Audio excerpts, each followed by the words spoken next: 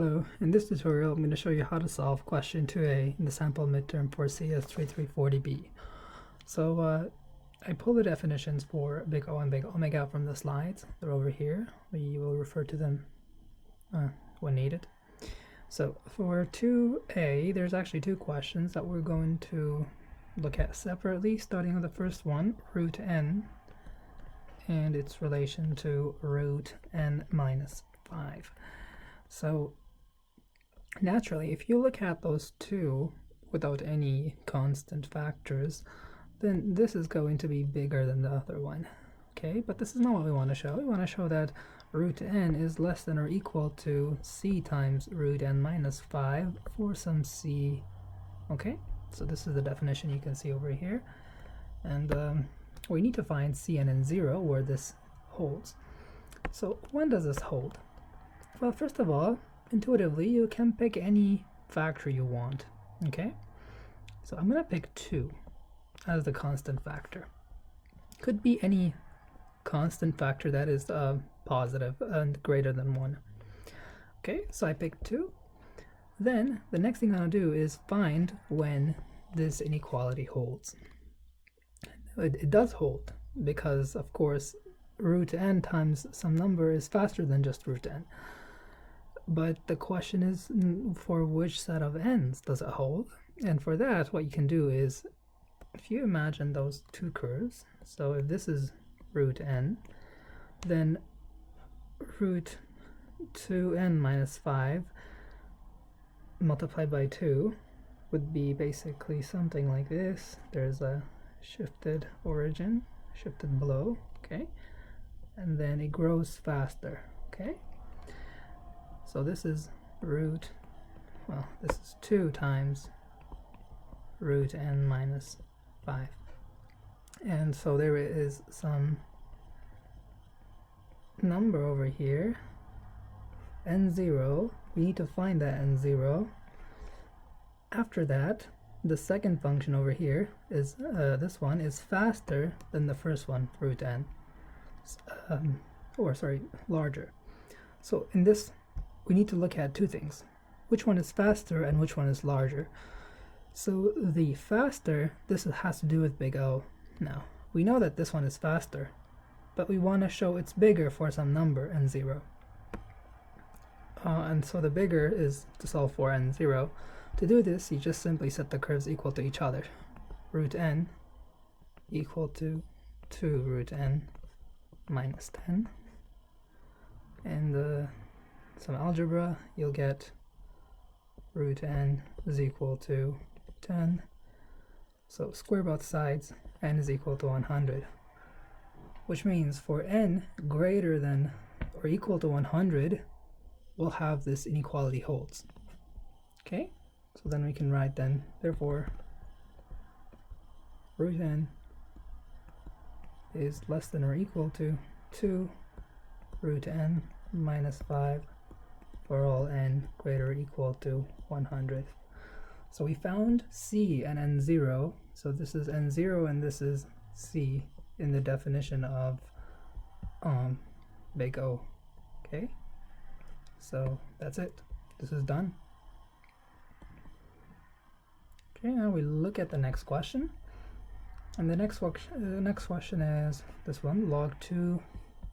Let me actually do that. Log 2 of the max of fn gn compared to log 2 fn gn. Okay. Now, I'm going to start with the left-hand side. We want to show that this 1a is bigger than the one on the right. So the tricky part here is that we don't know what f and g, we don't know what they are, right?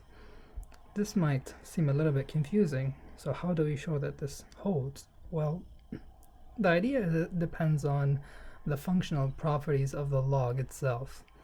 Okay, so we're gonna use an identity of the log, and we'll see how. So I'm going to start with just this side over here. So let's go back to revisit the definition of big omega. To show that something is big omega, so Tn is equal to big omega of Gn, it happens when we have constant C and 0, such that for all n greater than or equal to n0, Tn is greater or equal to Cgn. So this is just like big O, except that the sign, instead of less than or equal, becomes greater than equal. Okay? So let's do that. Now I'm going to start with 2 times this. The reason you'll see. Okay, so this is just a trick. So I start with 2 times this one. I can do this because big O and big omega don't really care much about constant factors. So I multiply this by 2, and I say that this is actually equal to, so I just separate them, log 2 max of fn, fn gn, right,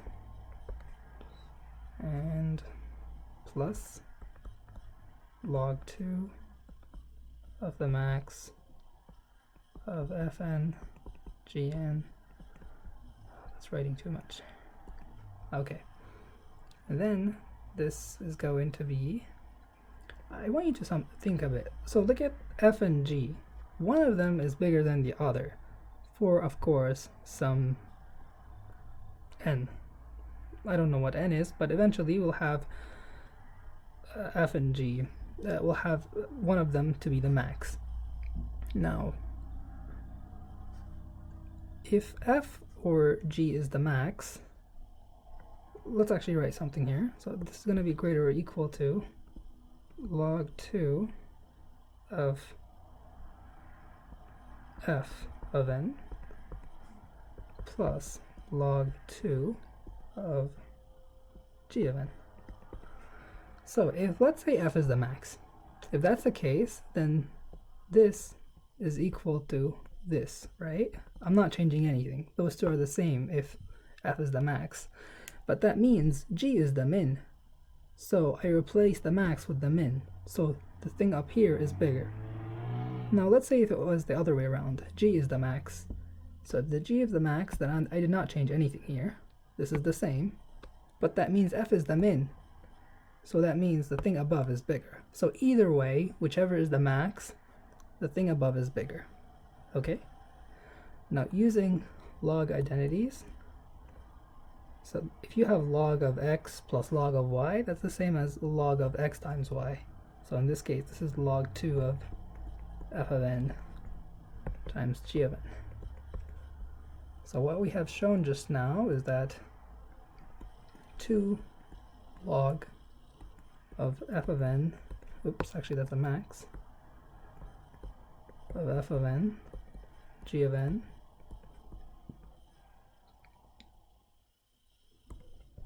is greater or equal to log 2 of f of n g of n.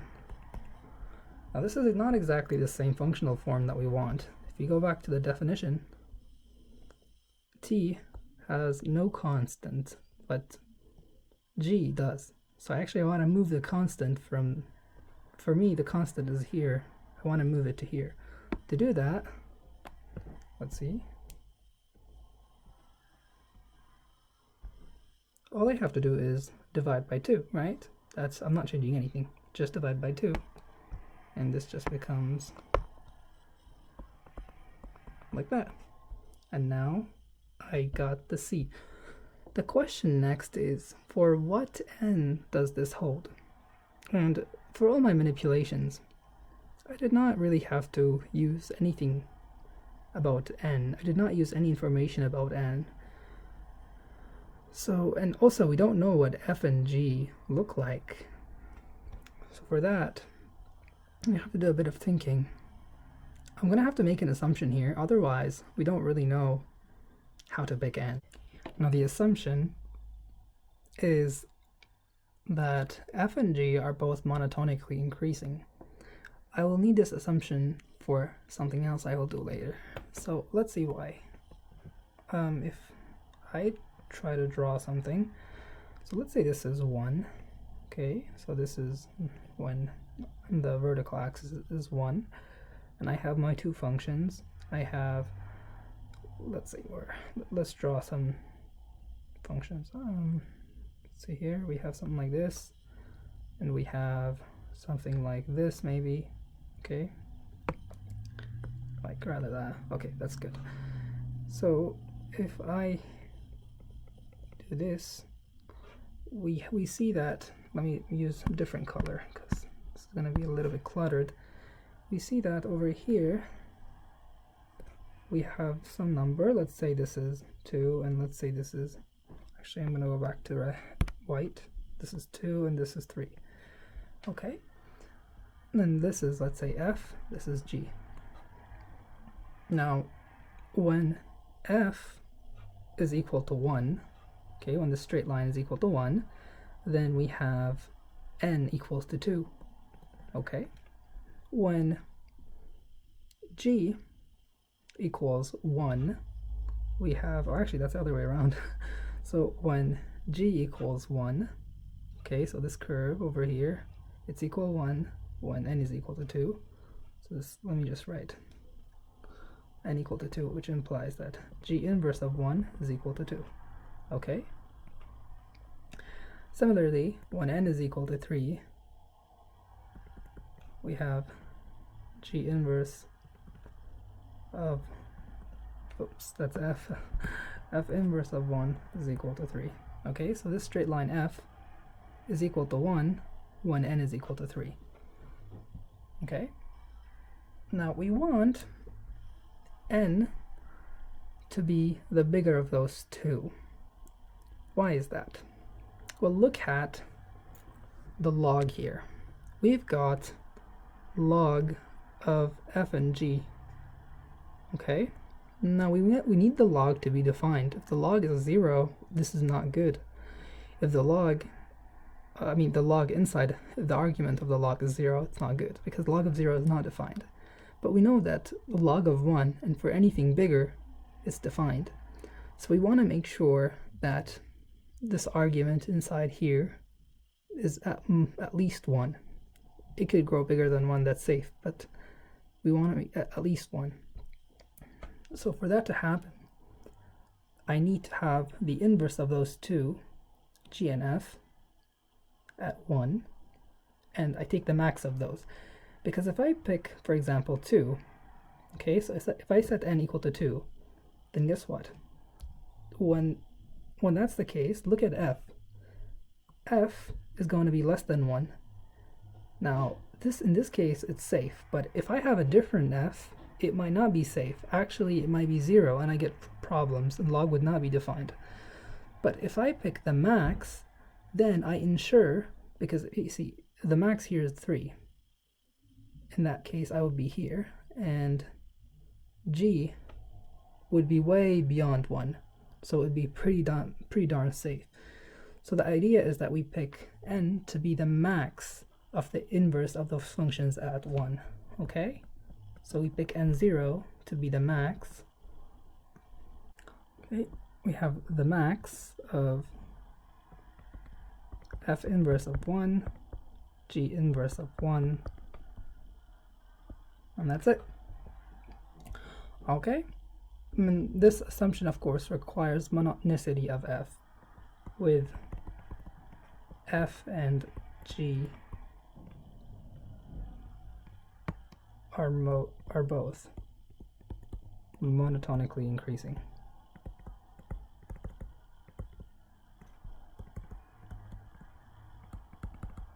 Okay. This is needed because otherwise we could run into problems, especially with picking the value of n. Now, this question is not giving you any assumptions about f and g. I had to make these assumptions. Now, I'm not really sure about the other cases. You may wanna verify that on your own. But for now, if you assume these, then we have no problems. We can show that this holds with we also have a value for n0 and a value for c, which is half. Okay, so this concludes 2a.